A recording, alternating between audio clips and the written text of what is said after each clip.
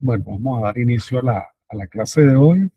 Hoy vamos a tratar dos temas que son esenciales dentro de la elaboración de un anteproyecto y luego en la elaboración final del informe de investigación, como son la delimitación y la justificación de la investigación. Hay una diferencia que por lo menos la delimitación solo se escribe en el anteproyecto, más no va en el informe final. La justificación sí, va en ambos, tanto en el anteproyecto como en el informe final. Entonces, la delimitación solo es requerida para el anteproyecto. Y ya vamos a ver por qué. ¿Me estás escuchando bien? Sí, se escucha bien. Ok. Entonces vamos a iniciar haciendo un recorrido muy breve sobre lo que ya habíamos visto en clases anteriores, porque estos elementos, tanto la justificación como la delimitación, son parte de esa primera parte que debe llevar un anteproyecto de investigación. Recuérdate que ya nosotros habíamos visto lo que era el planteamiento del problema, lo que era la pregunta de investigación, lo que eran los objetivos. A ver, ¿qué otra cosa? Bueno, vendría esta parte, que es la delimitación, prácticamente van en ese orden, y la justificación. Pero en el caso de la universidad, lo primero que solicitan o lo que se solicita es la identificación de los ODS, recordando siempre que los ODS se justifican a partir de las metas. Entonces la tarea es revisar el ODS que aproximadamente ubiquemos o consideremos que está en nuestra investigación y luego buscamos las metas y vemos a ver cuál es la meta que más se asemeja con ese ODS o con nuestra investigación. Es decir, esa correspondencia entre la meta y la investigación, y de esa manera se justifica, porque nuestra investigación debería orientarse hacia alguna de las metas para que esta a su vez responda al ODS. Y esto sería una justificación de manera directa. Entonces, bueno, vamos a hacer un breve paseo a partir de lo que sería el planteamiento del problema y cómo, más o menos, cómo es el comportamiento. Vamos a revisar también dos ejemplos, un poco para que vean la analogía o más o menos cómo es el enfoque para dos campos distintos del conocimiento, y esto es igualito para cualquier campo del conocimiento. Entonces, por eso vamos a colocar dos ejemplos para que ustedes lo observen. Bueno, en primer lugar, es importante y es esencial que el investigador se ubique en un campo del conocimiento, que es ese aro más grande. Ese campo del conocimiento, por supuesto, es tal como lo dice ahí la lámina, es el derecho, es la educación, es la ingeniería, es la psicología, y estos campos del conocimiento, por supuesto, les permite a ustedes profesionalizarse. Vale decir, entonces vamos a tener abogados, educadores, ingenieros, psicólogos, arquitectos, etcétera, etcétera. Esos títulos, el título con el cual ustedes egresan, está asociado a un campo del conocimiento, de forma tal que lo ideal es que cuando vayamos a hacer una investigación, la hagamos en nuestra área de experticia, en el área en la cual nos estamos formando. En nuestro caso es el área educativa. Entonces ese es el campo del conocimiento, y eso es lo primero que nosotros tenemos que tomar conciencia acerca de que la investigación que yo haga debe ubicarse dentro de ese campo de conocimiento. Y esa es la primera reflexión que hace el investigador. Vale decir, mi investigación se circunscribe a educación, que es mi área en la cual yo voy a salir egresado. Si es así, es adecuado. Una vez que miramos esa área de conocimiento, tenemos que ver esa subárea, esa subdisciplina específica que es la que me distingue esa experticia más especializada. En el caso de educación, y particularmente en la metropolitana, tenemos tres subáreas. Una es gerencia, una es educación inicial y la otra es educación integral. Entonces, esa es la segunda identificación que debe hacer el investigador.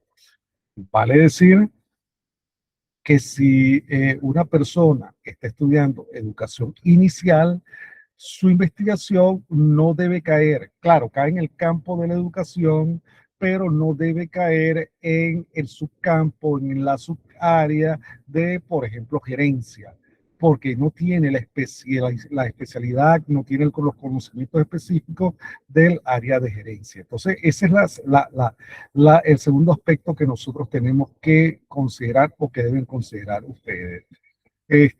Yo recuerdo una vez una estudiante se molestaron porque yo sencillamente, bueno, les rechacé el trabajo porque ellas eran del área de gerencia y el trabajo lo estaban haciendo en el área de educación inicial.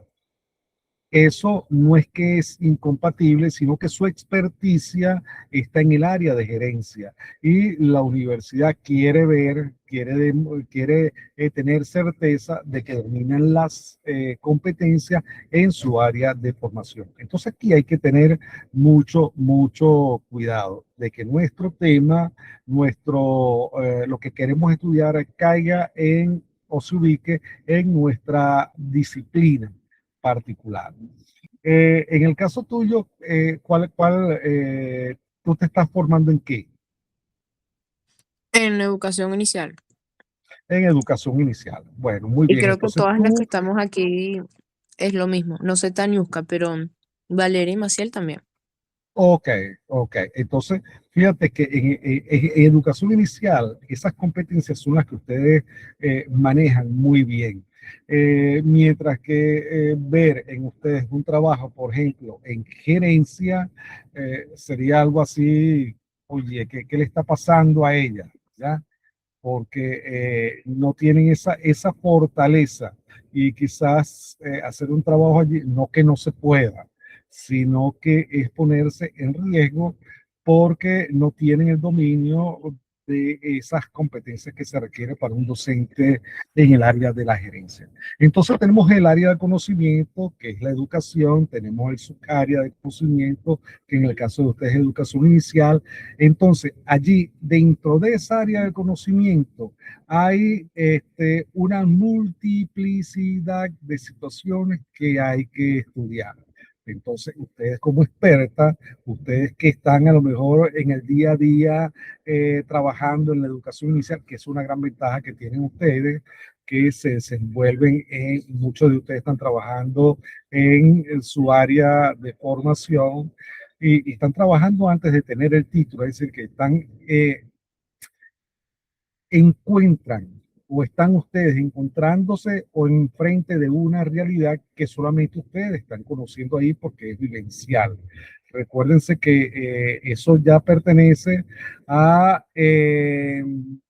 ese campo más cognoscitivo, que es lo que nosotros llamábamos ese contexto experiencial, vivencial, que es donde ustedes están.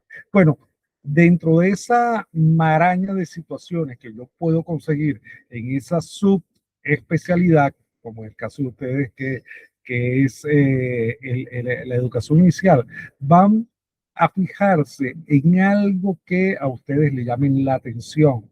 Y ese algo es precisamente ese problema que ustedes están visualizando. Y por eso que en la lámina dice que ahí está el punto exacto para indagar aspectos de interés. Ese problema, esa situación que uno ve, se puede escapar de la mirada de otros expertos o de otros profesionales. Por ejemplo, a lo mejor el tema que ustedes van a estudiar ni les suena ni les parece conocido o sencillamente alguien que esté estudiando gerencia no lo vería. porque la visión de ustedes es muy particular hacia esos problemas, hacia esas situaciones relevantes del área de educación inicial. Entonces, aquí tenemos este embudo y por eso es que ese campo de conocimiento es mucho más amplio. Luego viene esa área o eje temático que ya vimos que en el caso de nuestra universidad tenemos 3 subdisciplinas en las cuales ustedes se están formando, que es particularmente la educación inicial, y tenemos las otras 2 subdisciplinas, que sería gerencia y educación inicial. Pero dentro de esa área de educación inicial, bueno, cada una de ustedes tiene una mirada puesta en una situación problemática particular.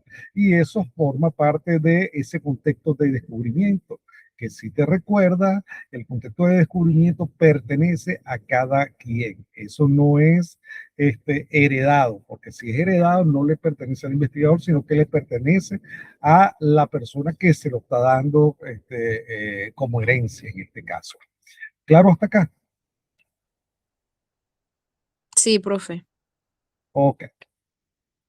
Entonces, eso es más o menos, si vemos ese cono de arriba hacia abajo, eh, veríamos primero el campo de conocimiento, luego veríamos el área de experticia y luego veríamos el eje temático o donde vamos a tener el problema. Y allí es donde se va a centrar nuestra investigación. Ahí es donde ustedes van a ver qué es lo que vamos a investigar y cómo, porque ustedes van a tener las herramientas o han venido adquiriendo las herramientas, que son esas competencias interesantes e importantes que les da la formación para hacer el abordaje dentro de ese temático, dentro de ese, eje temático.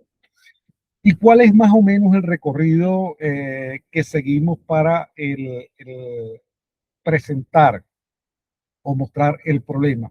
Partimos de lo general, de esa situación base, de esa situación que nosotros vemos de manera genérica, donde vemos la contextualización, luego vemos que se puede presentar una situación que merece nuestro interés para ser indagada, para ser descubierta, y allí sencillamente empezamos a hacernos preguntas en torno a eso.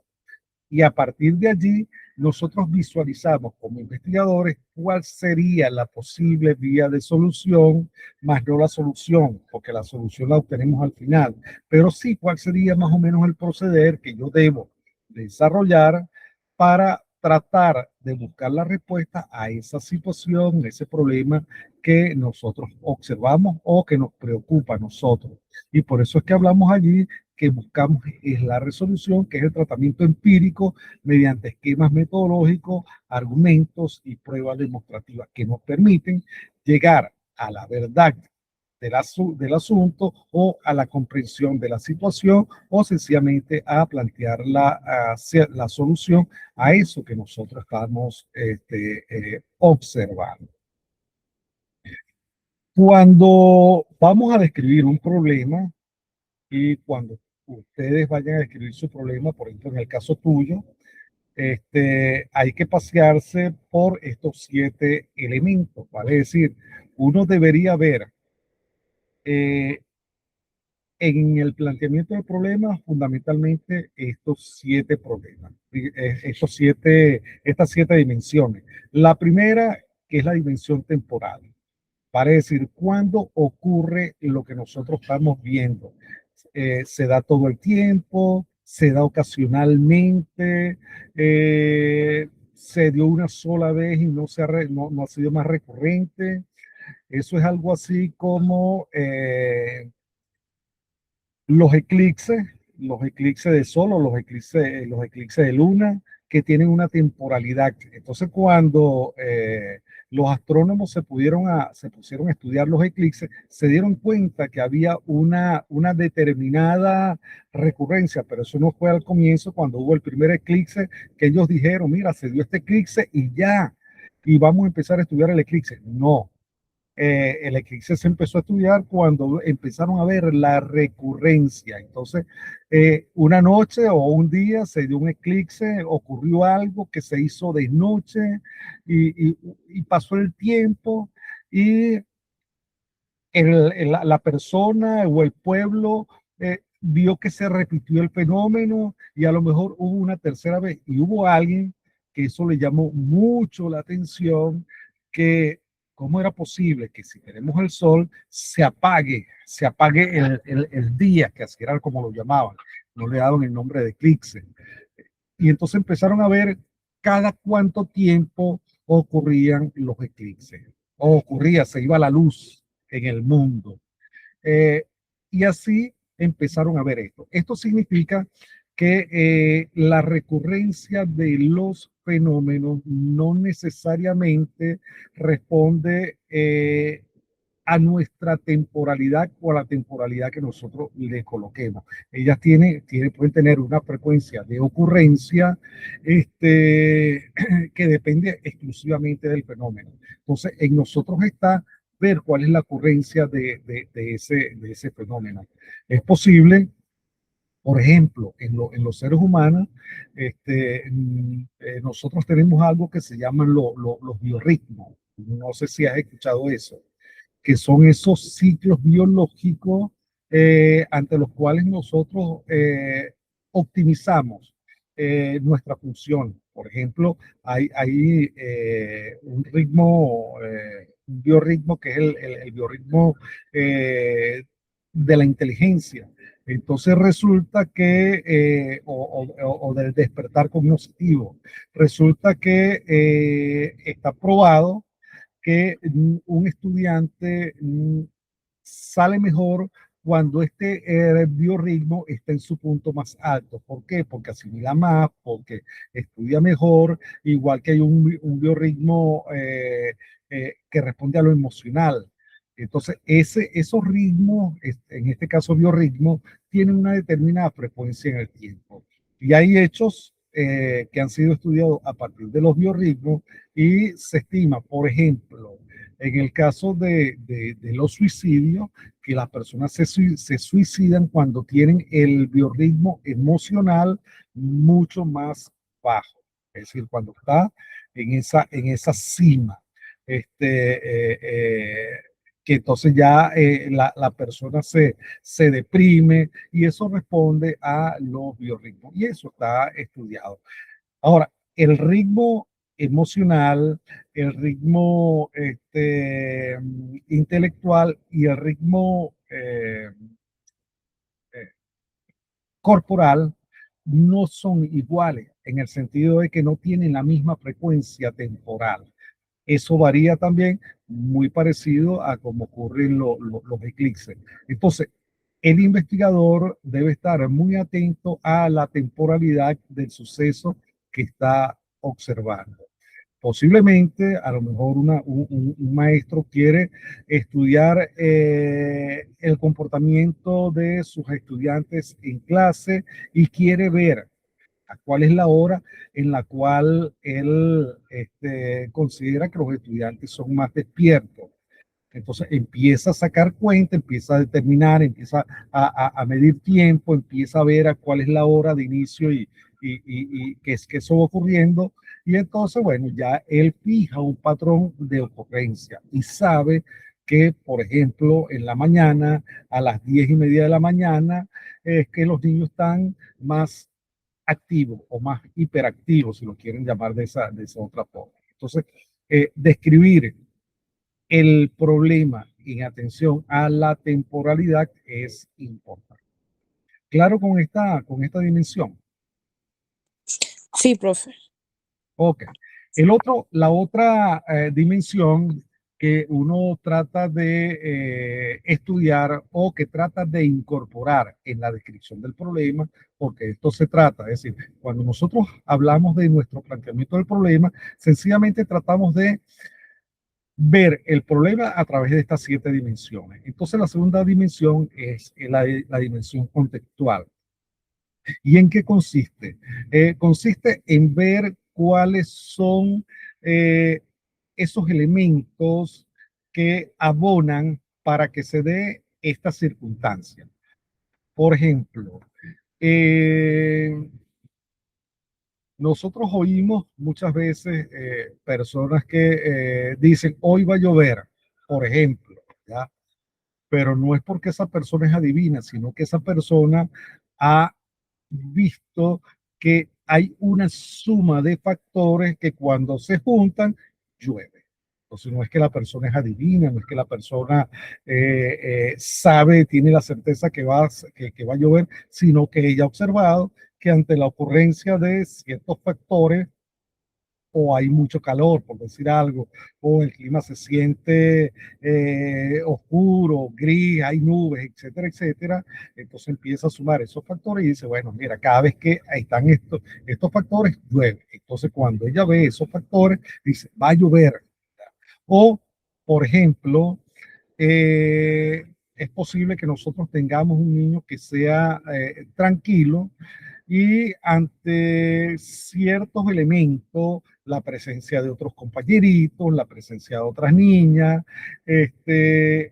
una asignatura que a lo mejor lo motive, uno ve que a lo mejor el niño se exalta, que el niño quiere ser más participativo, etcétera, etcétera. Entonces, esos elementos, si uno logra visualizarlo, conforman parte de esa dimensión conceptual. Entonces, son todos esos elementos circundantes que son el caldo de cultivo para que se dé el fenómeno que nosotros estamos observando o que se ocurra el problema que nosotros estamos observando. ¿Son factores decisorios? No. Sencillamente son los factores que nosotros como investigadores observamos que van a apuntar a la ocurrencia del fenómeno. Entonces, ese es el segundo elemento que nosotros tenemos que considerar en torno a nuestra situación problemática. ¿Cuáles son los elementos que se suman o que se unen cuando yo observo que ocurre el fenómeno? Y mira que hablamos de observación. Ese es el primer paso que hace todo investigador, observar. Entonces observamos tiempo, observamos contexto. Y la tercera dimensión es que tenemos que tratar de ver y de identificar cuáles son esos elementos que me disparan ese hecho, cuáles son esos elementos que me disparan el fenómeno. Es por eso que lo llamamos gatillo. Es decir, yo puedo tener, y por colocar un ejemplo un tanto brusco, yo puedo tener un arma cargada, ya, pero hasta que yo no aprieto el gatillo, la bala no sale disparada. Entonces, esta es la idea. ¿Cuál es el elemento que me dispara? ¿Cuál es el elemento que me genera? O los elementos. Ya los he visto en contexto. A lo mejor he visto los elementos en contexto, pero ¿cuál de ellos o cuáles de ellos son los que inciden más allí? Entonces, esos elementos es bien importante identificarlos. En la otra dimensión es la de la gravedad. ¿Cuál es el impacto que me genera ese problema? ¿Por qué a mí me llama la atención estudiarlo? ¿Por qué quiero estudiarlo? ¿Qué me está causando? ¿Me está perturbando o sencillamente está haciendo que todo se favorezca en torno a él cuando ocurre el fenómeno? Es posible, por ejemplo, que nosotros tengamos en nuestra aula una persona con capacidades superiores y esa persona me activa a la clase, me activa, hace que todo el mundo sea participativo. Entonces es un impacto que va a tener esa persona.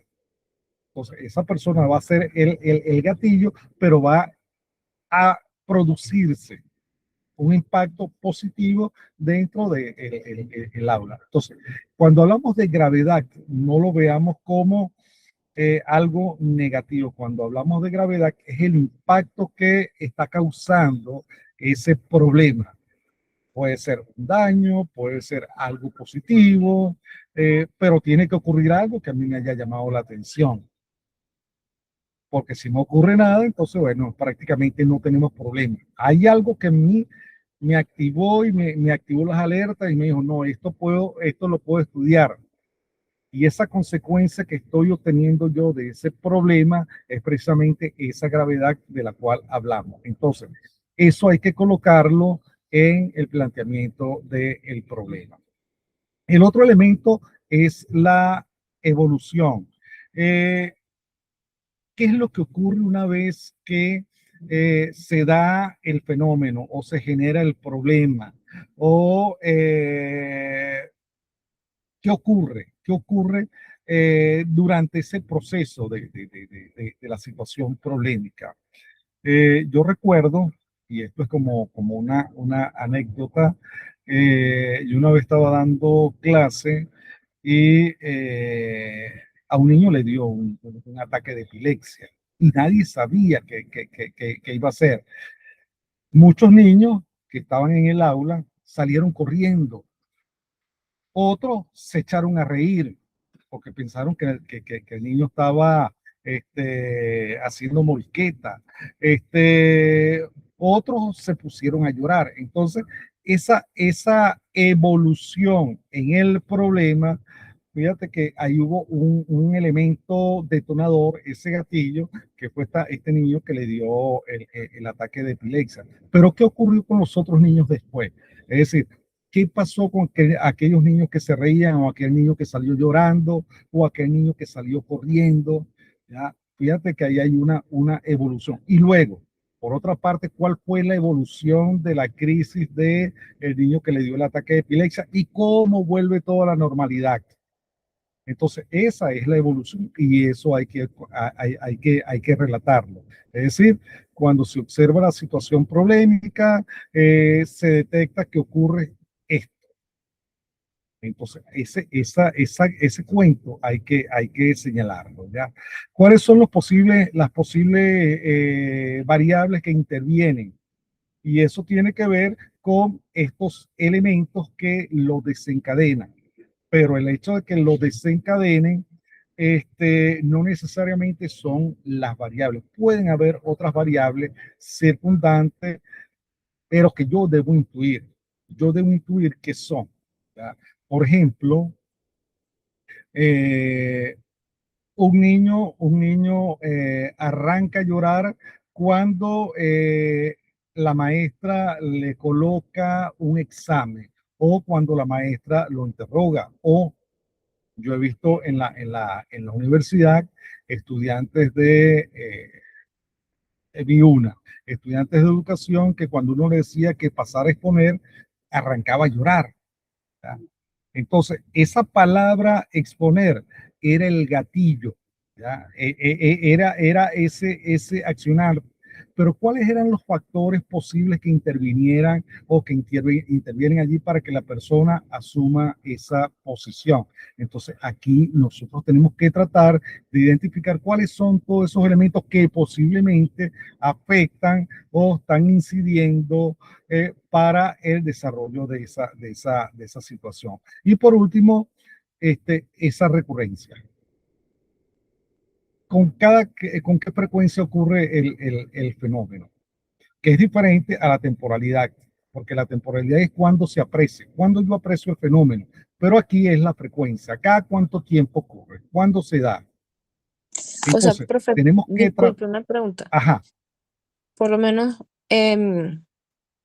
poniendo el ejemplo que usted dijo del eclipse. ajá, Recurrencia es que el eclipse ocurre una vez al mes, por decir algo. exacto, Y la exacto. temporalidad es que los eclipses ¿Cuánto dura? ocurren a las... Ah, ¿cuánto dura? Sí, por ejemplo. Que si 2 horas. O se Eso observa es en la correcto. noche, algo así. Eso es. Eso Ok, es. ¿Sí? Entonces, ok, ok. si logramos ver nuestro problema vinculado con estas 7 dimensiones, ya tenemos escrito el planteamiento del problema. ¿Lo estás viendo?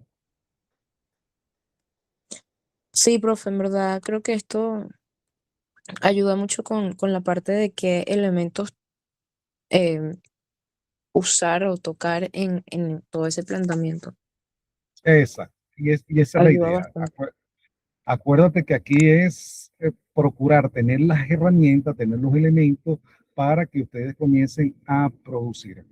Y muchas de estas cosas no están dichas.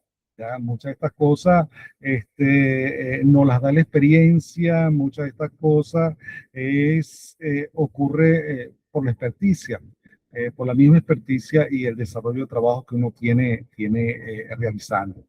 Entonces, la norma es que en la medida que yo abarque mayor cantidad de dimensiones, el problema va a estar mejor focalizado, va a estar más determinado, va a estar más, va a ser más digerible porque le estás diciendo todo al lector. La otra cosa bien importante es que cuando uno escribe el planteamiento del problema, uno lo escribe para uno. Uno lo debe escribir para que otra persona que no tiene la misma formación que tenemos nosotros, que tenemos nosotros, pueda comprenderlo. Vale decir, el lenguaje debe ser un lenguaje llano, un lenguaje gentil, un lenguaje sin estar cargado de suposiciones. Vale decir, yo supongo que eso lo sabe. No, eso no. Vamos a suponer que no lo sabe. Entonces, como suponemos que no lo saben, tenemos que ser muy generosos con el lenguaje sin ser, por supuesto, irrespetuoso. Pero para eso, la idea es pasearse por estas 7 dimensiones. No suponer nada, sino, bueno, sencillamente vamos a describir nuestra situación, porque eso se trata del planteamiento del problema, tratar de describir la situación con base a estas 7 dimensiones que son ese eje director que nos va a permitir, bueno, presentar un problema con mucha responsabilidad y con mucha seriedad. Fíjate que cuando tú empiezas a considerar todas estas 7 dimensiones, tú vas a obtener un cúmulo de respuestas. Vale decir, si tú preguntas el contexto, en qué circunstancias se produce el fenómeno, en qué circunstancias se produce el problema, es posible que tú no tengas una sola circunstancia. Es posible que tú tengas muchas circunstancias, pero no tienes certeza de cuál es la que influye en sí. A lo mejor cuando tú hablas de la gravedad, a lo mejor tú puedes decir, mira, yo observo que la conducta de este niño está impactando en el rendimiento de los demás, está impactando en el comportamiento de otro, está siendo un elemento modelador de mala conducta o por el contrario, es un chamo lector que a lo mejor está generando que otros aprendan a leer o otros se animen a leer este tipo de cosas. Igual que pueden haber varios elementos que sean disparadores. Fíjate que entonces que estas dimensiones pudieran no tener una respuesta única, pudieran tener una respuesta muy variada para cada una de estas dimensiones. ¿Qué significa esto? Que estos puntos que tú ves en la izquierda es la descripción detallada de los elementos observables. Recuérdate que esas dimensiones las rellenamos, las completamos, las respondemos a partir de observaciones. Entonces, aquí tú vas a tener ese cúmulo de respuestas y eso te van a dar, le dan al investigador esa idea de ese punto de quiebre, ese punto de inflexión, ese punto de interés para estudiar. Y de aquí van a surgir dos cosas. O bien, surgen interrogantes de la investigación, preguntas de investigación, o bien surgen hipótesis de trabajo. Fíjate, observa que sería en este orden. Describimos el problema, determinamos ese punto de inflexión y luego pasamos a la hipótesis a las interrogantes de investigación. La diferencia entre una y otra, que la hipótesis de trabajo es algo que yo supongo que ocurre y debo probarlo.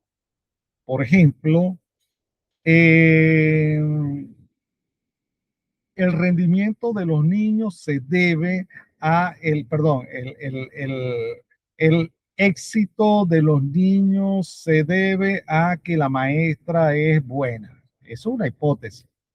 Entonces, eso es lo que tú vas a probar. Si el éxito de un niño o de los niños se debe a que la maestra es buena, por ejemplo. Entonces, la hipótesis la formulamos, el investigador es libre de formularla, pero tiene que demostrar que es así. En el caso de las preguntas, no. El investigador formula su pregunta y trata de darle respuesta con el desarrollo de la investigación. Es decir, investiga para dar respuesta a la pregunta. Esta investigación en torno a la pregunta pudiera ser lo que esperaba el investigador, que muchas veces nosotros siempre queremos que la investigación genere los resultados que ya nosotros esperamos.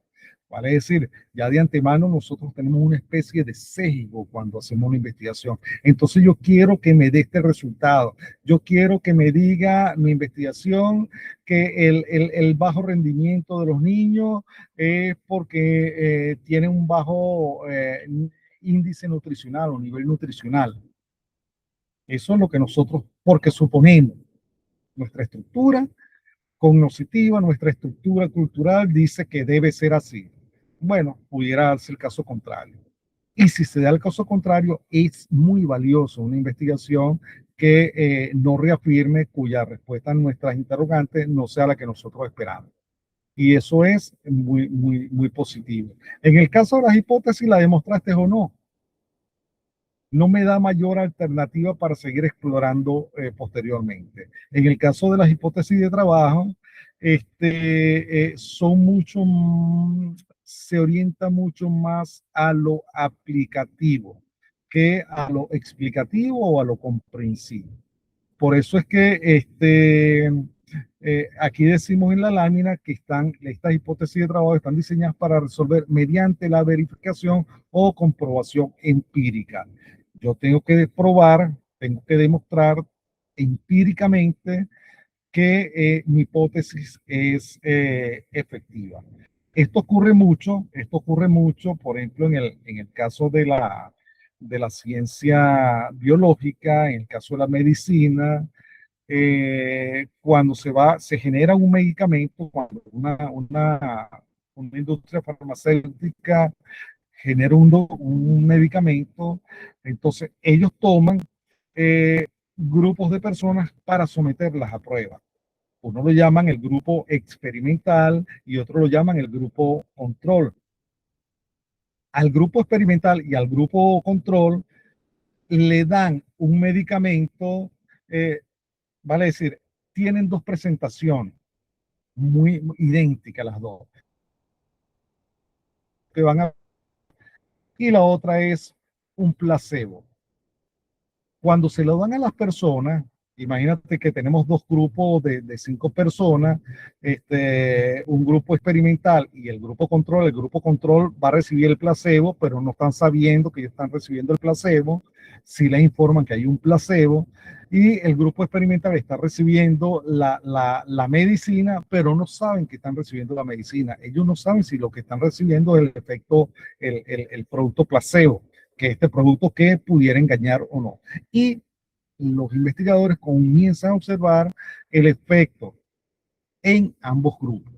Los estudios son idénticos, le sacan la sangre a las 10 personas, comienzan a medir, por decirte algo, la tensión, a ver cuál es el comportamiento de la tensión, comienzan a ver los estados de ánimo, pero nadie sabe quién se tomó el medicamento, nadie sabe quién se tomó el placebo. ¿Y qué ocurre? Que al final, como los médicos sí saben quién es quién, empiezan a ver los efectos de una medicina sobre el grupo experimental. Y por eso es que uno ve estos folleticos que vienen en las medicinas, donde dice, bueno, posible efecto secundario puede generar esta cosa, etcétera, etcétera. Lo único es por razones éticas, nunca se prueban los medicamentos por ejemplo, en el caso de mujeres en estado. Y de ahí es que uno siempre no ha sido probada la inocuidad del medicamento sobre porque sobre el feto, porque nunca se hizo el estudio, ni tienen las personas como grupo experimental, ni las tienen como grupo control. Entonces, esto es lo importante de estas hipótesis que deben ser probadas. Mientras que las preguntas, nada, el investigador desarrolla una propuesta metodológica de intervención para tratar de responder a esa interrogante. A ver, preguntas hasta acá. No, todo bien. Seguro. Sí. Bueno, fíjate que esta lámina lo que te quiere mostrar es que independientemente de la disciplina, el rigor metodológico o la forma de abordar a nivel macro siempre es la misma. Por ejemplo, ahí tenemos un ejemplo de ingeniería eléctrica y un ejemplo de psicología. En la primera, en el caso de la energía eléctrica, el tema central que quieren estudiar allí es la transición a tecnologías de iluminación eficiente. ¿Por qué? Porque a lo mejor ven que de acuerdo al compromiso con los ODS tiene que disminuir el consumo de energía, pero bueno, y ahí tienen identificado un tema. En el caso de psicología también un tema central, que es la construcción de la autoestima en universitarios. Y esto lo hace un grupo de investigadores que observa que los dispositivos electrónicos, vale decir tablet, teléfono, etcétera, etcétera, pudieran estar afectando la autoestima. Pero fíjate que hay un tema central allí. Este tema central casi que pudiera ser el título de la investigación. Ahora, en un caso, en el caso de la ingeniería eléctrica, ¿cuál sería el concepto base? Ellos están partiendo del informe que señala la OLADE sobre el consumo energético mundial. Y hay un compromiso también mundial que hay que bajar el consumo energético. Igualito, en la psicología también hay un contexto base y es que el uso intensivo de las redes sociales y burbujas crea burbujas emocionales, pudiera crear esas burbujas emocionales que pudieran afectar la autoestima. Independientemente de que sea cierto o no, lo que quiero es que observe que si estás en educación, vas a tener un tema central y vas a tener un contexto base. Si estamos en arquitectura, vamos a tener un tema central y un contexto base. Eso siempre se va a dar para todo. Es importante sí tener que nosotros tengamos claro en eso. En el caso de otra forma de ver el planteamiento del problema es a través de estos tres elementos. Lo que ocurre, entonces uno cuenta lo que ocurre y ahí están contados en ambas áreas, en ingeniería y en psicología. Los de ingeniería dicen que el uso de lámparas de sodio halógenas con baja eficiencia luminosa y alta disipación térmica. Para ello ese es el disparador de la alta energía. Para la gente de psicología, lo que ocurre es que la exposición contacte a imágenes narrativas y estilos de vida idealizados en redes pues, van a afectar la autoestima. ¿Dónde está la complicación? Observa que en ambos casos se describe lo que ocurre. ¿Qué dice, por ejemplo, qué aseguran o qué aseguran el caso de los ingenieros? Que las incompatibilidades de red, la falta de mantenimiento y la deserción ciudadana en sistemas LED mal instalados hace que a lo mejor la gente sienta rechazo por el cambio de las lámparas. Mientras que la gente de psicología, donde ven el problema, que los algoritmos que refuerzan patrones crean esa burbuja emocional de validación externa. Es decir, son esos disparadores. ¿Cuál es el impacto? ¿Cuáles son las consecuencias? Ahí las tienen las dos. Pero en ambos casos, fíjate que lo interesante de esto es que en el caso de la ingeniería, ellos plantean una hipótesis de trabajo. Vale decir ellos tienen que demostrar que la incorporación de tecnología inteligente en el alumbrado público reducirá el consumo energético en al menos un 30%. Ellos deben probar eso. Entonces tienen que hacer una prueba empírica a ver si eso ocurre. Si eso ocurre, habrán demostrado su hipótesis. En el caso de el área de psicología, ellos sencillamente se centran en la pregunta de investigación. Ellos no van a comprobar, a demostrar ninguna hipótesis.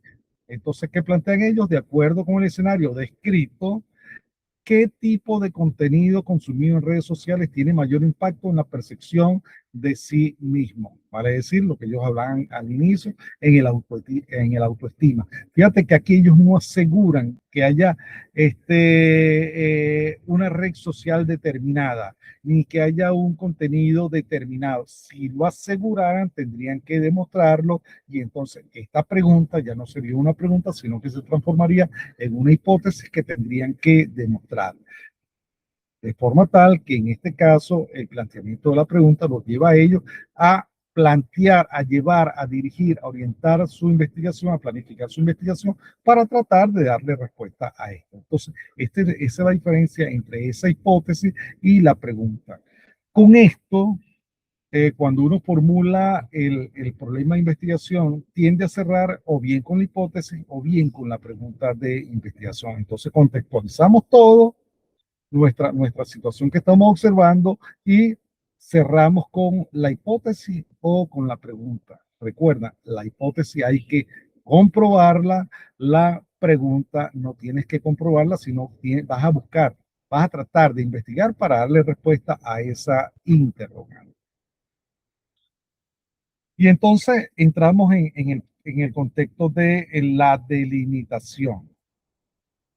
Una vez que ya nosotros hemos visto las diferentes dimensiones, que ya nosotros tenemos el conjunto de posibles respuestas a cada dimensión, una vez que ya nosotros hemos detallado, procurado detallar todos esos elementos que pudieran estar incidiendo en mi problema, que es un poco eso que ves al lado derecho, eso que está fuera del cubo, son muchos elementos que inciden. Entonces yo tengo que empezar a decir con cuáles me voy a quedar y cuáles voy a rechazar. ¿Por qué? Por facilidad de la investigación, por razones de tiempo, porque yo no puedo investigar considerando todos los elementos. Entonces ya uno comienza a acotar. Esa, esa acotación que uno hace a nivel consciente, que uno hace a nivel racional, porque uno es el que decide, es lo que se llama la delimitación. Por eso es que acá en la definición dicen que es el ejercicio intelectual consciente para demarcar y fijar los criterios del desarrollo investigativo. Entonces, una vez que yo he formulado mi problema, comienzo a delimitar. Y vamos a ver cómo vamos a delimitar. Entonces, ¿para qué sirve? Tal cual como lo dice allí, para establecer los parámetros exactos cognitivos de observación y medición que el investigador controlará. Dicho de otra manera, la delimitación son aquellos elementos que de manera consciente uno sabe que uno va a controlar. Y entonces uno dice, bueno, como estos elementos yo sí los puedo controlar, mi investigación va a quedar acotada de esta manera. Entonces colocamos esa especie de cubito donde, independientemente de que haya muchos factores, yo me voy a quedar solamente con los que están allá adentro para estudiarlo. Por eso es que esa regla de oro que señala allí, una investigación solo es viable cuando el investigador acota todos los elementos vinculados a su desarrollo. Por ejemplo, a ver, el ejemplo que colocábamos de a lo mejor el niño que cuando llega a la clase hace que los demás sean hiperactivos. Él es el disparador y hace que los demás se transformen en su conducta. Bueno, yo puedo controlar a cuáles niños yo voy a estudiar. A lo mejor yo decido que voy a estudiar solo a los varones o decido que solamente voy a estudiar a las hembras. Esa decisión me pertenece. Esa decisión, a lo mejor yo digo, bueno, yo voy a estudiar a las niñas porque tengo 20 varones y resulta que tengo 5 niñas. Y para mí, como investigador, es mucho más fácil estudiar a las niñas que a los niños. Entonces ya yo comienzo a delimitar. Yo de repente voy a hacer mi investigación en este horario. Yo voy a estudiar mi grupo de 10:30 a 11:30 porque antes no puedo, porque estoy planificando, estoy preparando clases, estoy en reuniones, pero de 10:30 a 11:30, oye, yo creo que puedo observar al grupo. Ese factor, esa decisión depende del investigador. Por eso es que entonces es la delimitación. Entonces, uno delimita su investigación, solamente deja aquellos factores, aquellos elementos que uno pueda controlar. Instrumentos de medida, instrumentos de medición, elementos de la temporalidad, rangos de valores, por ejemplo, que eso uno lo puede decidir. A lo mejor tú estás trabajando en una escuela, tú tienes una investigación, quieres hacer tu investigación y tú dices, bueno, mira, yo voy a hacer mi investigación en mi institución escolar. Entonces ahí lo estás delimitando. O la voy a hacer en otra escuela, porque aquí en esta escuela posiblemente pueda salir un sexto. Entonces yo voy a desarrollar mi investigación en otra escuela. Tú eres libre de hacer esa elección y eso es parte de esa delimitación. Repito, entonces después de el planteamiento del problema, después de colocar nuestra interrogante, nuestro objetivo, viene este apartado que es la delimitación. Entonces vamos a tener esto que llamamos 5 pilares estructurales de la delimitación. El primer pilar es el pilar espacial. ¿Dónde lo voy a hacer? ¿En qué lugar? ¿Voy a considerar toda la escuela o voy a considerar solo un salón? ¿Voy a considerar todo el patio o un área del patio? ¿Voy a considerar el estado Miranda completo o solamente voy a considerar un caserío del estado Miranda? Entonces, esa es una delimitación espacial. La delimitación temporal, y esto sí se pide obligatoriamente, es indicar, por ejemplo, cuánto tiempo va a durar mi investigación, en qué momento yo voy a hacer mi investigación, cuándo inicia y cuándo termina. A lo mejor yo digo, bueno, mi investigación la voy a hacer durante el trimestre académico 25, 26, 27, 2 en enero, posiblemente. Bueno, eso yo como investigador lo puedo decir. Entonces es una delimitación temporal. Cuando yo hago la delimitación temática, que es el tercer pilar, yo digo que voy a considerar de todos aquellos elementos que me salían en las dimensiones, yo digo cuáles voy a considerar y cuáles no. A lo mejor porque yo digo, bueno, no tengo cómo abarcar todo esto, entonces eso lo dejo afuera. Solamente voy a considerar estos elementos, estos factores. ¿Ya? Voy a considerar, por ejemplo, la escuela tal porque me voy a pie, por ejemplo. Eso es válido. Entonces, no voy a trabajar, no voy a hacer la investigación muy lejos de mi contexto de donde yo vivo. Entonces, eso es esa delimitación temática, es decir, tener una razón de por qué voy a hacer algo de una determinada manera. La poblacional es mucho más sencilla, es decir, a cuáles individuos, si es que voy a trabajar con personas, que es diferente a trabajar con máquinas, a cuáles personas yo voy a considerar en estudio. Voy a considerar a los niños entre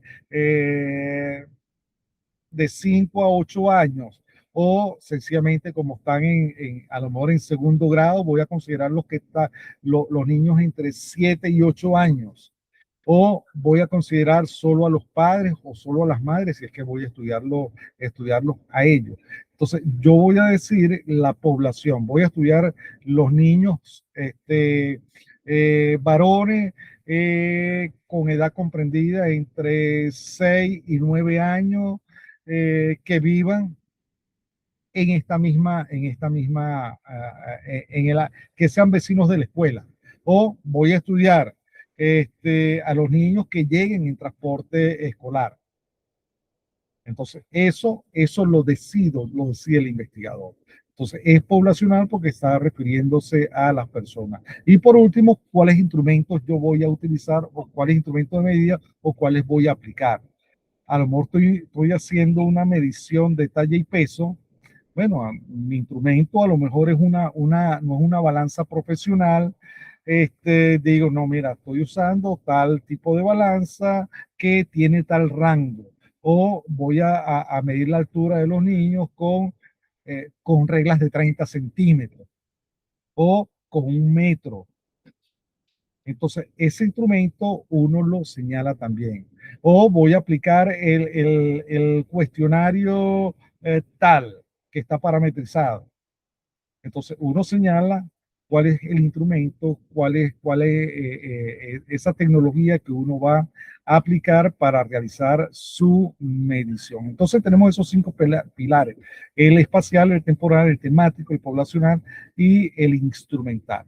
¿Tienen que estar todos? No necesariamente, porque si yo estoy trabajando con máquinas, ya el poblacional me olvido de él. O si estoy trabajando con personas y de repente a lo mejor no necesito ningún instrumento de medida, sino a lo mejor estoy aplicando un cuestionario, bueno, ese sería el instrumento que aplicaría. Pero esto lo que me permite delimitar. Estas delimitaciones tienen la gran ventaja de que no ponen al investigador en riesgo de que le digan, ¿y por qué no consideraste a tal población? No, sí la consideré, pero yo delimité mi investigación a esta cantidad de sujetos.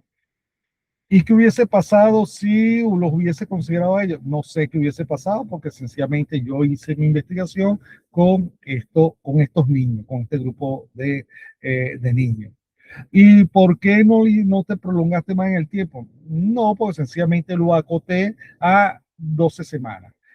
Importante, en la delimitación hay que decir cuándo se va a hacer, en qué momento se inicia y cuánto posiblemente va a durar la investigación, en qué lugar, a cuál población está dirigido. Eso ocurre, por supuesto, mucho en el área educativa, porque o trabajamos con niños, trabajamos con padres, o trabajamos con maestros, trabajamos con gerentes, etcétera, etcétera. Ahí el ámbito poblacional es muy amplio, pero tenemos que señalarlo, porque si no lo señalamos, estamos haciendo una inclusión no deseada. Por ejemplo, si yo estoy haciendo un estudio sobre el rendimiento de los niños y yo no digo en qué grado o a cuáles son las características de estos niños, si yo eso no lo delimito, entonces pudieran preguntarnos, mira, ¿y qué pasó cuando con los niños que tienen estas características? Ahí la pregunta no puede ser, la respuesta no puede ser, ay, yo no sé. No, usted no lo declaró. Si no lo declaró que estaban excluidos, entonces es porque usted debió haberlos considerado. Entonces, por eso es que esto es un trabajo muy intelectual, muy de ver, muy de saber cuáles son los elementos que yo puedo controlar, porque soy amo de esa decisión que pueda tomar. Entonces, así como tenemos las 7 dimensiones para configurar el planteamiento del problema, tenemos estos 5 pilares para estructurar la delimitación. ¿Claros hasta acá? Sí, profe, pero por lo menos em, espacial y poblacional, esos dos elementos. A ver, En mi no te caso, escucho bien. ajá, en la parte, ahora sí, Ajá, ahora sí. en la parte de, o sea, me cuesta como hacer una diferencia entre lo espacial y lo poblacional, porque, por Ok. ejemplo, en mi, en, en mi proyecto, Ujú, la idea es pasar un cuestionario ujú, a maestras ujú. de tercer nivel de preescolares específicos que fueron seleccionados a partir de los que, de los preescolares que los egresados entran a primer grado del Cumbres. Ok. Ajá. Mira, Entonces, no sé, o sea, por lo menos espacial, fíjate mm, bien. A ver, no sé que, si que, que decirlo.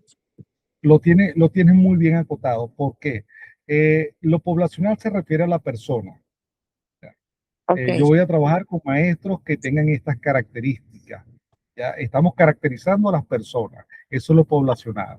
Lo espacial tiene que ver con lo geográfico. Vale decir, en qué escuela, con qué escuela voy a trabajar, eh, a qué área pertenece esa escuela. A lo mejor la escuela está en la zona de Mariche o la escuela está en la zona de la Urbina, es una escuela pública, es una escuela privada. A esas características más geográficas que poblacionales. Lo poblacional tiene que ver con lo ok, humano. Las características de esos maestros, con que tú lo dijiste muy bien. Yo quiero trabajar con los maestros de preescolar. Excelente, ¿de acuerdo? Ahora, a lo mejor tú dices, mira, yo voy a trabajar con los maestros de preescolar del tercer nivel, o yo no sé si todavía se usa el término nivel, ¿no? Allí en preescolar. Pero a lo mejor tú dices, no, yo voy a trabajar con los maestros del tercer nivel de preescolar, pero que sean graduados y egresados de la Universidad Metropolitana. Estas características se refieren a las personas, los docentes de ya, preescolar, graduados profesionales de egresados de la Universidad Metropolitana. Como se refieren a las personas, son es una delimitación poblacional. ¿Lo ves? sí, en este Entonces, caso, ajá, y pudiera no, ser, por ejemplo, ajá, docentes de tercer nivel de preescolar que ajá. enseñan inglés. Eso es, eso es. Fíjate que eso de que enseñan inglés, entonces uno dice, bueno, ¿quién es el que enseña? La persona, entonces es una característica propia de esa población. Pero esa Ok, decisión la toma el investigador, en este caso tú, porque tú pudieras decir, imagínate que tú tengas 20 maestros que tú dices, bueno, pero si los caracterizo así, oye, me dan 20 maestros y 20 maestros es mucho para estudiar. ¿Cómo hago yo para seguir delimitando esta población? A lo mejor tú dices, bueno, acá a seleccionar al grupo que tienen menos de 22 años. Entonces ya se te reduce esa población por su delimitación. Entonces, lo que se busca es que con esto que no haya especulación y que sea algo manejable por el investigador.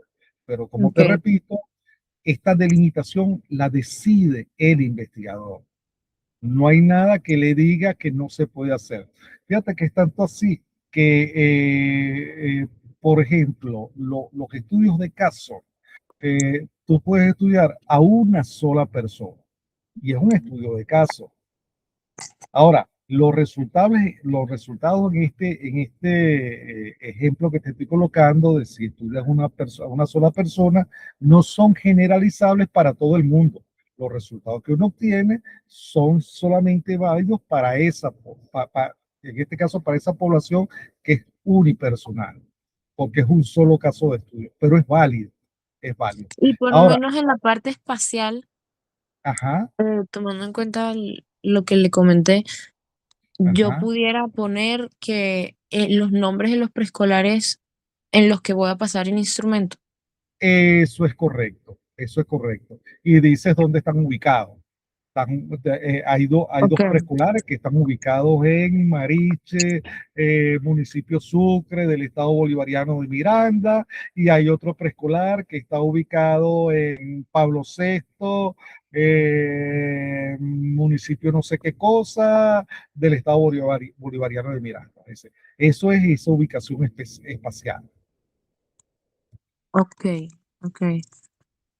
Ahora sí, Y más se claro. le dice así el estado, o sea, yo no puedo decir estado Miranda, tengo que decir estado bolivariano. Eso es lo correcto. Ese es el nombre oficial. Ok.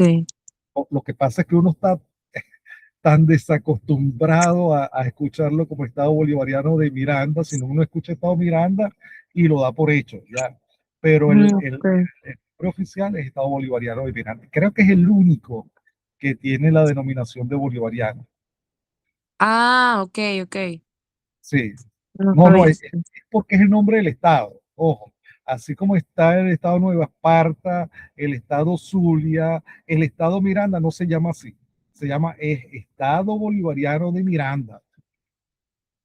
Y como te digo, creo que es el único que tiene esa denominación de bolivariano en su nombre. Ok. Entonces hay Más que claro. mencionar el municipio y el Ajá, estado. exactamente, exactamente. Ok. Y recuérdate, la respuesta siempre es, ¿y por qué no lo hiciste, por ejemplo, en Chacao?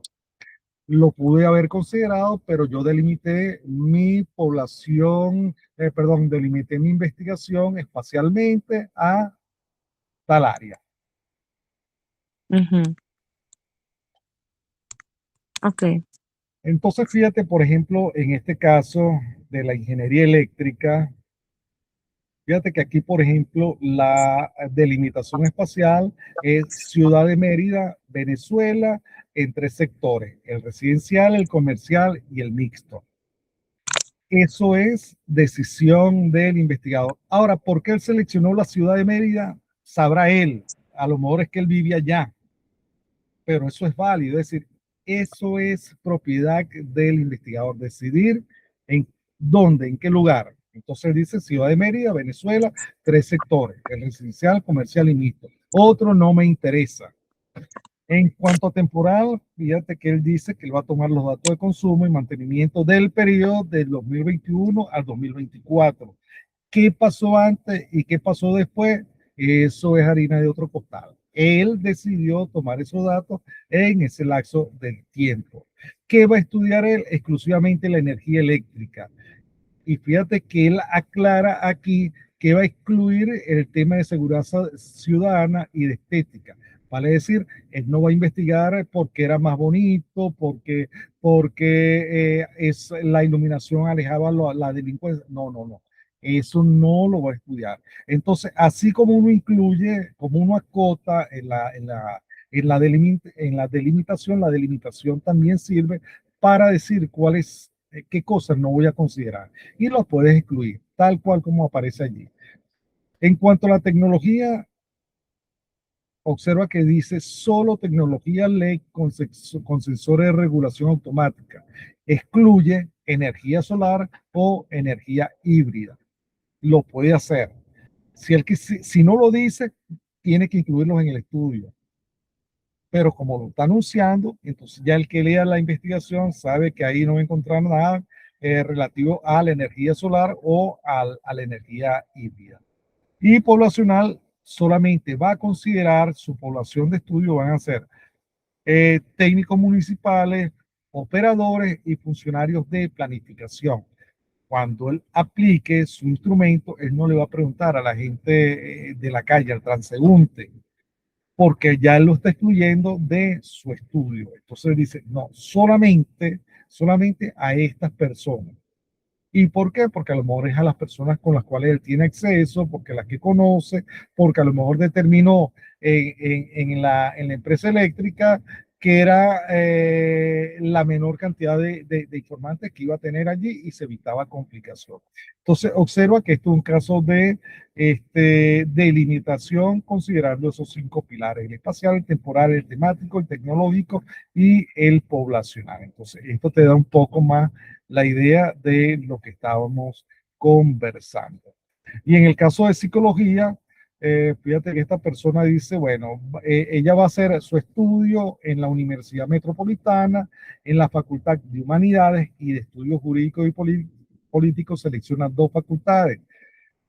Pudo haber seleccionado más facultades, por ejemplo, pudo haber seleccionado la Facultad de Ingeniería, pudo haberse seleccionado la Facultad de Ciencias Económicas y Sociales, pero no, ella dijo, yo solamente voy a estudiar estas 2 facultades. ¿Por qué?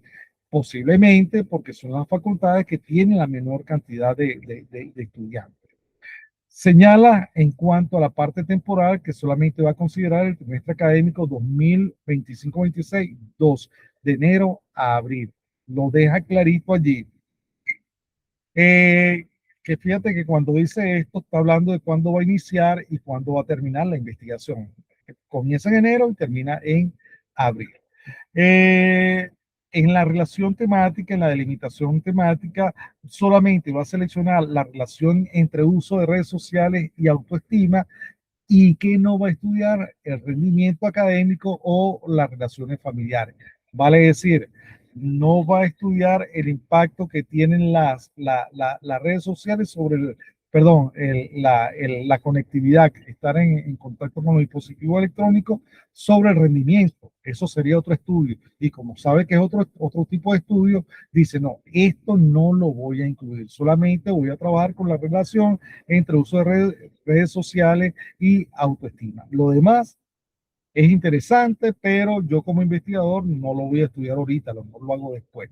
En cuanto a poblacional, observa la acotación, dice, va a estudiar, en este caso, no, como no dice si son varones y hembras, tienes que incluirlo a todos.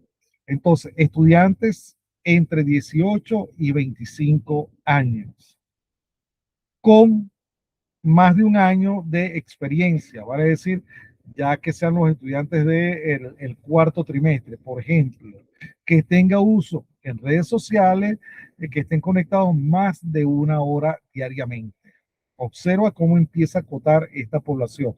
A lo mejor se consigue un estudiante del segundo trimestre, ya ella lo descarta, esta persona lo descarta. O se consigue una persona que esporádicamente se conecta a las redes sociales, esa persona no le sirve porque su condición es que pase más de 1 hora conectado en las redes sociales. Eso es la población, la característica, las personas que va a estudiar. ¿Y que va a usar? Va a usar como instrumento cuestionarios estandarizados y registros de uso digital autodeclarados, como Instagram, TikTok y Facebook. Entonces, ahí tienes los 5 pilares para hacer esta delimitación en el caso de psicología. Creo que esto te va a ayudar a fijar esos elementos de la delimitación. La delimitación constituye un apartado separado que va luego del planteamiento del problema y de los objetivos, perdón, luego del planteamiento del problema. Entonces es un apartado solito que se llama delimitación de la investigación. No sé si te lo dije, pero la delimitación solamente se coloca en el anteproyecto, más no suele ubicarse en el informe final de investigación. Entonces, el plano que tenemos acá, que un poco para hacer la síntesis de lo que ya habíamos visto, es ese enfoque inicial donde ubicamos el campo, el área temática y esa área de especialización. Luego viene el diagnóstico, que es el planteamiento del problema, que pasa por esas 7 dimensiones o tal cual como dice ahí, o circunstancias. Esto debe desembocar en la formulación de una pregunta o de una hipótesis. Hay que procurar que sea una sola pregunta de investigación y no más de una, porque mientras más preguntas de investigación tengamos, más complicado se hace el trabajo. El trabajo se hace para responder la pregunta de investigación. Si coloca más de una pregunta, entonces vas a tener que, el investigador va a tener que dar respuesta a tantas preguntas de investigación como las que coloque, porque por algo la está colocando y la investigación se hace para dar respuesta a la pregunta de investigación. Y esta pregunta de investigación seguidamente, ¿qué viene? Esa delimitación, que ahí lo llamamos el aislamiento, que es establecer las fronteras dentro de las cuales el investigador se va a mover, es decir, es cuadricular aquello que estaba amorfo. Entonces, esta es a modo de síntesis, la secuencia de pasos. Y acá tenemos el checklist de validación del investigador. Si uno responde positivamente todos estos elementos, uno dice, he planteado muy bien mi problema de investigación. O mi problema de investigación está muy bien orientado. Por ejemplo, entonces, esta es una autoevaluación que sugerimos nosotros que se hagan. Por ejemplo, he reducido mi interés de un campo general a un área específica donde tengo experticia. Si la respuesta es sí, marcamos ese checklist. Si la respuesta es que estamos estudiando educación inicial y vamos a, a estudiar un tema del área de gerencia, ahí no tenemos el checklist listo. Mi problema es una verdadera brecha cognitiva y no solo un tema amplio. ¿Ya? Vale decir, realmente tengo yo un problema para investigar allí una situación que amerite ser estudiada. Si la respuesta es sí, lo marcamos. La tercera, he detallado los elementos observables, circunstancias y frecuencia del fenómeno. Aquí estamos hablando precisamente de eh, de esos pilares, de esas dimensiones, perdón, que debe tener la investigación. Mi descripción culmina en una pregunta, hipótesis medible y sin ambigüedades. Si es hipótesis, recuérdate que tenemos que probarla. Y por eso es que se habla de que es medible y está formulada sin ambigüedades. Si es cierto, si es sí, lo marcamos. He establecido límites espaciales, temporales y poblacionales claros. Vale decir, he delimitado mi investigación, si es sí, lo marcamos. He declarado explícitamente lo que mi investigación excluye. Si he dicho, me voy a quedar con esto, pero no con esto, entonces eso está bien formulado. Entonces, esta es la lista de cotejo para saber si estoy bien orientado con un problema de investigación. Y vamos a la otra parte, que es la parte de la justificación. Y para decírtelo grosso modo, la justificación es la necesidad declarada o la necesidad del por qué se hace una investigación. ¿Qué es lo que te llevó a ti a hacer esa investigación? ¿Qué fue lo que viste? ¿Qué vacío viste que te motivó a hacer esa investigación? Esa es la justificación. ¿Por qué yo necesito hacer esta investigación y no otra? La respuesta no puede ser o no debe ser porque yo debo graduarme. No, esa no es la respuesta. Es porque yo necesito hacer este estudio y no otro. ¿Qué es lo que yo estoy observando que otros no ven?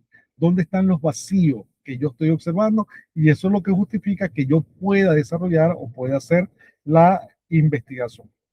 Esa es la justificación. Vamos a pasar esto un poquito rápido, por razones de tiempo. Entonces, quizás aquí están los 4 pasos. Ya vamos por el tercero. El primero es definir el tema, un poco ir por ese embudo, luego plantear y delimitar el problema, hacer la descripción, plantear la pregunta y delimitar, que es lo que acabamos de ver, luego construir la justificación, manifestar por qué yo necesito hacer eso, esa investigación, y luego vamos al paso siguiente, que es los objetivos de la investigación.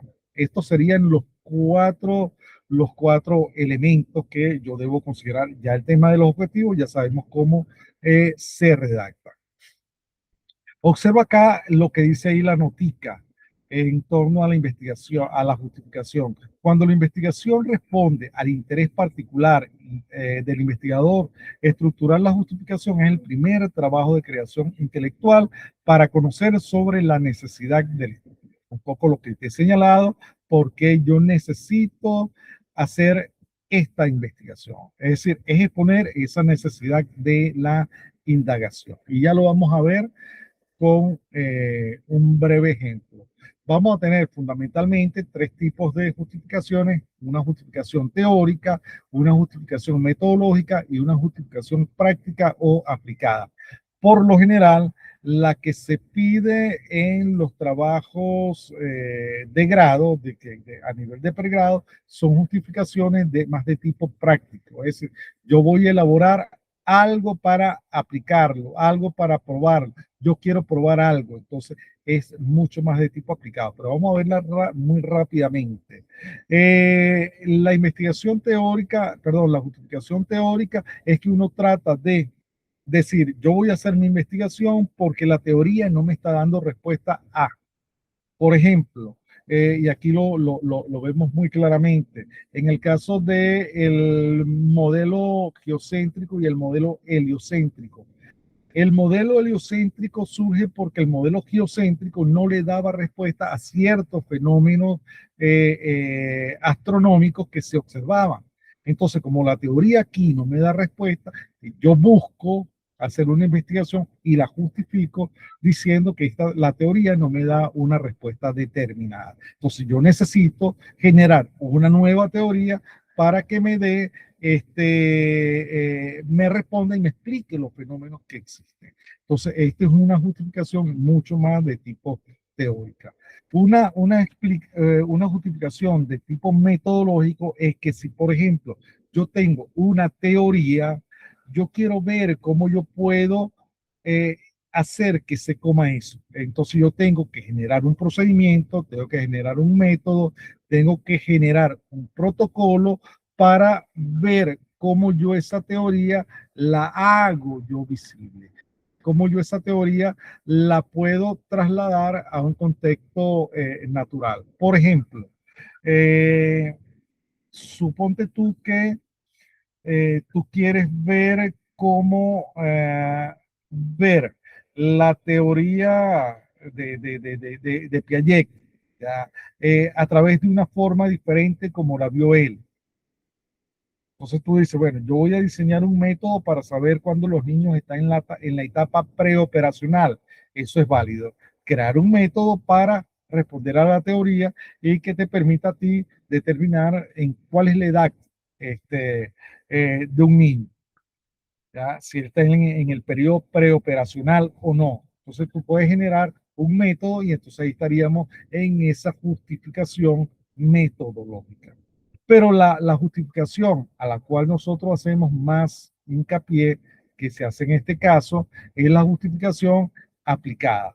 Vale decir, yo tengo una técnica, tengo unas herramientas, tengo algo y la puedo aplicar en otro contexto, pero ya esta técnica, este procedimiento, ya esto existe, ya es conocido y entonces yo lo puedo implementar en otro contexto, en otro ámbito.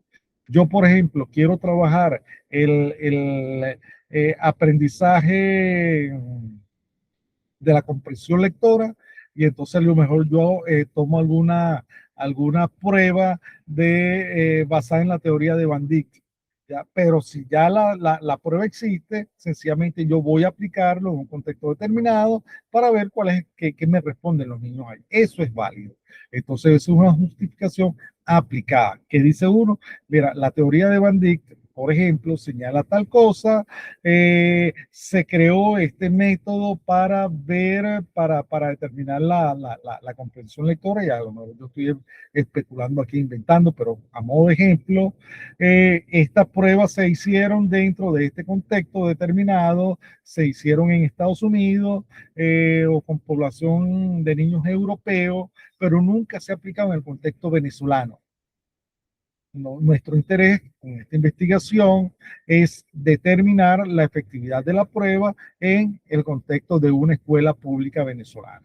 Entonces, ahí tenemos esta justificación de tipo aplicada. Entonces, tu necesidad que es la justificación, es determinar si esa prueba realmente da los mismos resultados que dio, por ejemplo, en Europa. Entonces, la justificación desde el punto de vista aplicado está orientado hacia eso, a resolver algo, pero ya utilizando algunos instrumentos que ya se estaban desarrollando, ya se tenían. Por ejemplo, fíjate que en este caso, acá, cuando se usa los cuestionarios estandarizados, la persona ahí no está inventando nada. Esto es una investigación de justificación aplicada, fundamentalmente. Entonces, ella va a probar si con eso logra determinar precisamente que esos factores influyen en eh, la autoestima de las personas. ¿Ya? Entonces, en el caso de ustedes de pregrado, por lo general son investigaciones de justificación aplicada. Ahí tenemos una matriz de diagnóstico, tanto para la teórica, para la metodológica, como para la práctica, o la práctica o la aplicada. Por ejemplo, fíjate que en el caso de la aplicada hay un problema real, hay crisis, se aplica una guía de actuación, ya es un instrumento que ya está predeterminado y se ve si esa guía nos va a permitir solventar un problema determinado. Si es teórica, ¿cuál es el detonante? Ver que hay una teoría que no está, no cumple lo que yo quiero que haga, y qué es lo que yo quiero refutar, hacer una nueva teoría que refute lo que la otra decía o que permita buscar, dar respuesta a nuevos aspectos que la otra no da respuesta. Y el propósito, lo que yo espero conseguir es crear un nuevo marco conceptual. Entonces, cada una de estas justificaciones tiene su razón de ser. ¿Qué cosa es importante acá? Que la justificación no está orientada hacia el futuro, es decir, hacia el futuro se orienta la importancia de la investigación, pero no la justificación. La justificación me mira la situación polémica en el presente y en el pasado. No me dice qué es lo que yo voy a esperar de ella para el futuro. No, lo que yo voy a hacer, el beneficio que me va a dar a mi investigación a futuro, eso es la importancia. Entonces, eso sí, yo lo relato lo escribo en futuro. Pero si voy a redactar la justificación, tengo que hablar en presente y en pasado. Bueno, aquí te voy a dejar algunas preguntas que uno se hace cuando va a resolver o cuando va a escribir la justificación. Si es teórica, uno puede pasarse por estos aspectos.